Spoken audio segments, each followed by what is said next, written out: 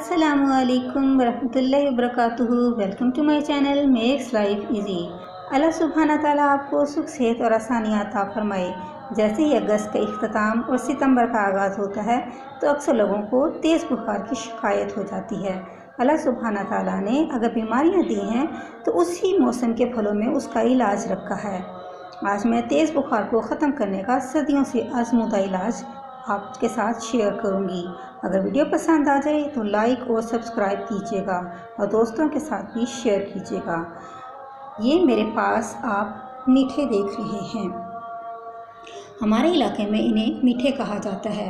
आपके मुल्क और इलाके में इसे क्या कहा जाता है मुझे कमेंट में ज़रूर बताइएगा। तेज़ बुखार वाला मरीज़ अगर एक वक्त में 6 से 12 मीठे चूस ले तो उसके बुखार की शिद्दत में कमी आ जाती है। उसके मैदे में बनने वाली तेज़ाबियत भी ख़त्म हो जाती है और मरीज़ पुरसकून हो जाता है।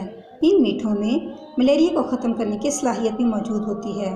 खुश रहें, खुशियाँ बांटें। अस्सलामु अलैकुम।